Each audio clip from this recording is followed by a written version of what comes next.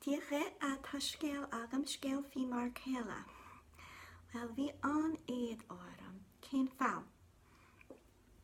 Bhí mé in aine le maithair eile agus bhí mé gur cinse gur hitach mar chéile in rá lé. Well, cén fáil, well, ní rá si go hálinn nó sexy nó rún mar sin, ach bhí si ina glantóir an mhá néta agus pointéilte agus níl nise. Agus sin is má leis mar chéile, okay? Agus bin an tóirlár sticky a gúni in se.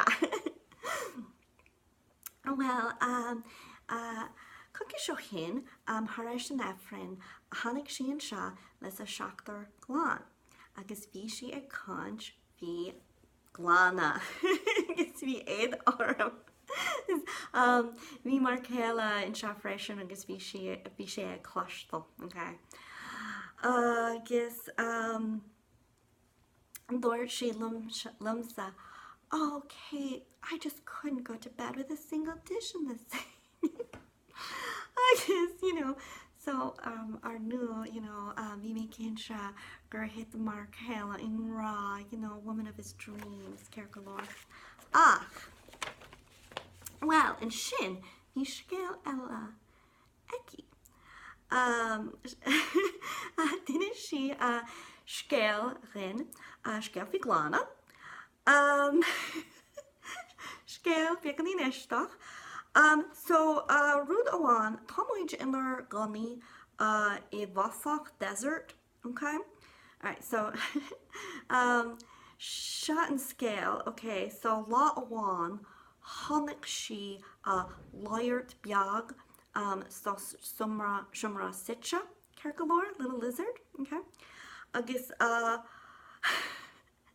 céir de rinne si ach an fullus glántóir, vacuum, an láirt.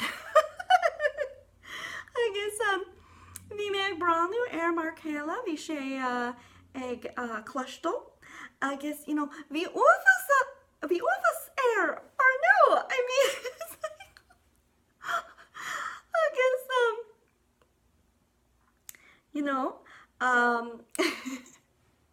chuis si bháile, agus, siniche, sin, dúir sé, Kate, tag rá agam ditch, just the way you are, sticky floor, whatever. I'm satisfied with you.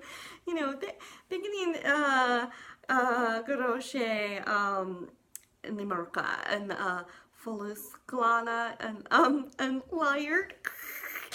Little lizard, yeah. So I'm sorry if that story was disturbing. Okay, Shimishgale.